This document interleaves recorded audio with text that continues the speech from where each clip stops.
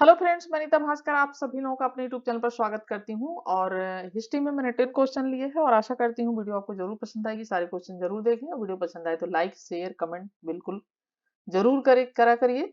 और नए हैं अगर चैनल पे तो सब्सक्राइब भी कर लें, और जिससे आपको नई वीडियो की नोटिफिकेशन आपको मिलती रहे। इससे पहले कि जो भी मैंने हिस्ट्री के क्वेश्चन कराए और एनसीईआरटी वगैरह सारी वीडियो जरूर देख लें। और बाकी आप जो अपनी स्टडी कर रहे हैं सेल्फ वो करिए, क्योंकि अब आपके पास 10 दिन का टाइम और बचा है एग्जाम में केवीएस की। ठीक है, जितना हो सकता है उतना प्रयत्न कर डालें। और उसके बाद बाकी एग्जाम है यूजीसी आदि का। तो चलिए फर्स्ट क्वेश्चन पे चलते हैं। और फर्स्ट क्वेश्चन है कथन अबुल फजल ने, जो कि एक महान विद्वान और शैलीकार था तथा अपने काल का अग्रणी इतिहासकार था, गद्य लेखन की एक ऐसी शैली उसने स्थापित की थी जिसका बहुत वर्षों तक अनुकरण होता रहा। और कारण अबुल फजल ने यह सब अपने भाई फैजी की सहायता के लिए किया था और जिससे वो अपने काल का प्रमुख कवि बन सके। तो राइट ऑप्शन क्या हो जाएगा? राइट ऑप्शन सी हो जाएगा, क्योंकि ये जो है वो तो सही है, लेकिन आर क्या है वो रॉन्ग है। क्योंकि अबुल फजल जो था, देखिए उसका जन्म हुआ था आगरा में। ठीक है, आगरा कहाँ पे? चार बाग। ठीक है, चार बाग में हुआ था और इसके पिता का नाम था शेख मुबारक नागौरी। क्या नाम था पिता का? शेख मुबारक नागौरी नाम था। और इसका जो बड़े भाई था उसका नाम था अबुल जो है फैज, शेख अबुल फजल फैज नाम था। ठीक है, और फैजी के नाम से जो प्रसिद्ध था, फैजी के नाम से बुलाया जाता था।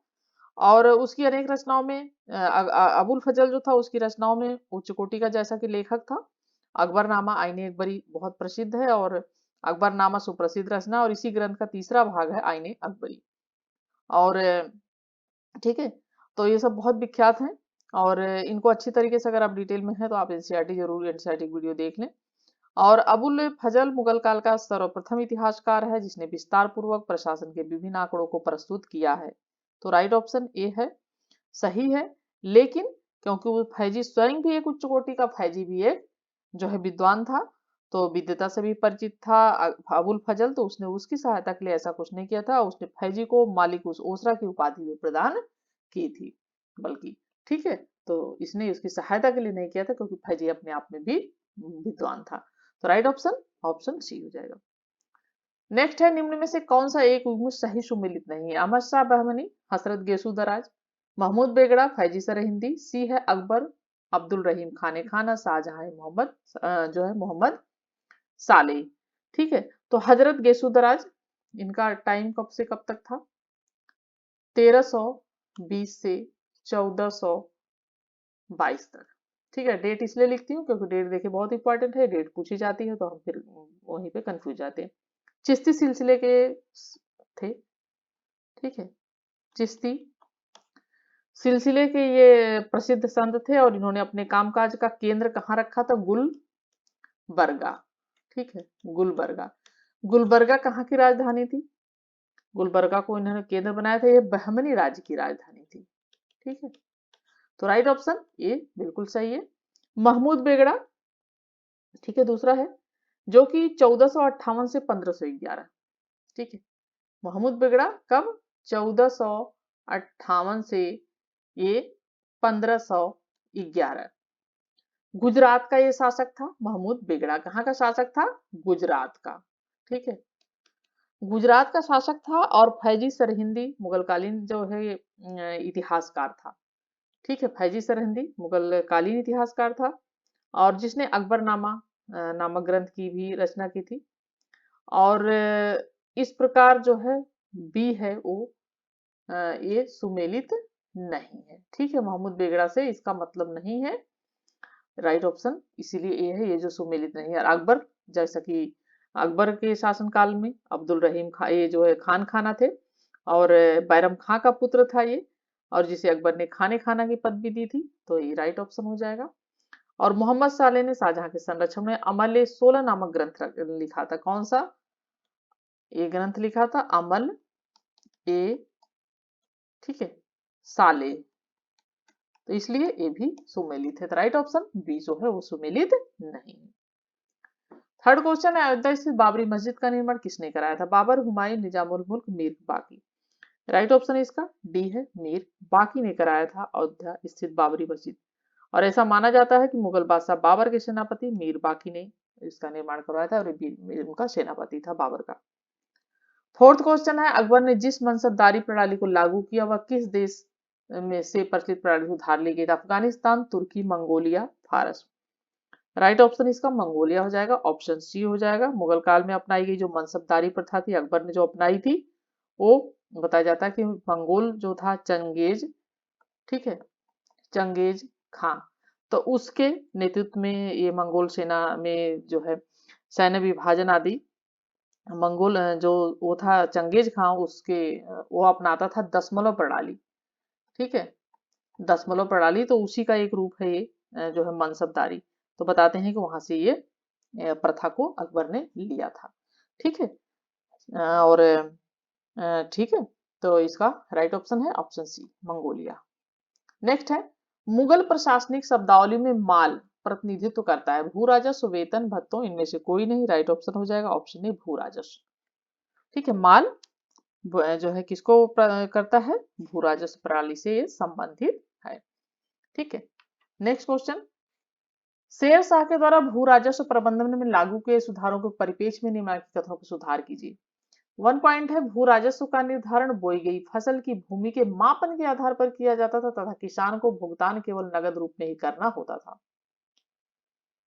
दूसरा पॉइंट है, सूखे तथा अन्य प्राकृतिक आपदाओं की दशा में संरक्षण प्रदान करने हेतु एक उपकर भी प्रारंभ किया गया था। उपयुक्त कथनों में से कौन से सही है? और राइट ऑप्शन है ऑप्शन बी केवल 2। दूसरा जो ऑप्शन है वही सही है कि सूखे तथा अन्य जो प्राकृतिक आपदाएं थी उनको उनकी दशा में संरक्षण में प्रदान करने के लिए उपकर आरंभ किया गया था। और भू राजस्व का निर्धारण भूखंड की माप के आधार पर तैयार किया जाता था और किसानों को नगद या उपज के रूप में भुगतान करने की भी स्वतंत्रता जो है थी। तो इसलिए जो है पहला वाला ये जो है ये गलत है, ठीक है। और सूखे तथा अन्य प्राकृतिक आपदाओं की दशा में संरक्षण प्रदान करने शेरशाह ने प्रति बीघा 2.5 शेर की दर से, ठीक है, प्रति बीघा कितना? 2.5 शेर, ठीक है, 2.5 शेर। तो 2.5 शेर के जो है उपकर इसने लगाया था, इसलिए सही है। और भूखंड निर्धारण माप के आधार पर किया जाता था, जैसा कि यह भूमि माप के आधार पर किया जाता था, किसान को भुगतान केवल नगद रूप में ही करना होता था। तो जो हम माप के आधार पर किया था और किसानों को नगद या उपज के रूप में भी, ठीक है, उपज के रूप में भी वो भुगतान कर सकते थे, सिर्फ नगद के रूप में नहीं, इसीलिए ये वाला रॉन्ग है, ठीक है, और केवल 2 सही है।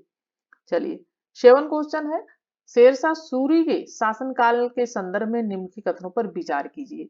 उसे ग्रैंड ट्रंक रोड का निर्माण करने जो है का श्रेय दिया जाता है। सेकंड पॉइंट है, उसने सभी नागरिकों को प्रति समान व्यवहार को बढ़ावा दिया, चाहे वे किसी भी धर्म में आस्था रखते हो। इसमें से कौन सा क्वेश्चन आंसर सही है? ऑप्शन सी हो जाएगा 1 और 2, दोनों ही इसमें सही है। शेरशाह सूरी के शासनकाल में उसने संचार के साधनों में पर्याप्त सुधार किए थे, बंगाल से पंजाब तक जाने प्रसिद्ध ग्रैंड ट्रंक रोड का उसने निर्माण किया था रोड का, और सड़कों के किनारे उसने पेड़ आदि भी लगाए थे और विश्राम स्थल भी उसने बनवाए थे। वह सभी मुस्लिम शासकों में ऐसा प्रथम शासक था जिसने इस तथ्य को पहचाना कि भारत समान रूप से हिंदुओं और मुस्लिमों दोनों का देश है, और उसने अपनी ओर से जो है दोनों धर्मों में सामंजस्य स्थापित करने की उसने भरसक और यथासंभव प्रयास किया था, सर्वोत्तम। और उसका व्यवहार सभी नागरिकों के प्रति समान था, चाहे वे किसी भी धर्म में आस्था रखते हो। उसके शासनकाल में जिम्मेदार सैन्य और लोक अधिकारी पदों पर हिंदुओं की भी नियुक्तियां हुई थी। तो राइट ऑप्शन ऑप्शन जो है सी हो जाएगा। 1 और 2 दोनों, मैंने 2 यहाँ पे नहीं लिखा है, तो 1 और 2 दोनों हो जाएगा, ठीक है, टाइपिंग में छूट गया है। चलिए 8 क्वेश्चन है, शेरशाह के भूमि प्रशासन के बारे में एक गलत कथन बताएं। जमींदारों के साथ बंदोबस्त किया गया था, किराए में छूट दी गई थी, भूमि का विभाजन उत्पादन के आधार पर किया गया था, और भूमि के सर्वेक्षण के बाद बंदोबस्त किया जाता था। और 8 क्वेश्चन का जो हमारा राइट ऑप्शन हो जाएगा ऑप्शन ए हो जाएगा, जमींदारों के साथ बंदोबस्त किया गया था। तो शेरशाह ने लगान व्यवस्था के लिए सीधे किसानों से अनुबंध किया था, न कि जमींदारों से। इसने सीधे किससे अनुबंध किया था? किसानों से।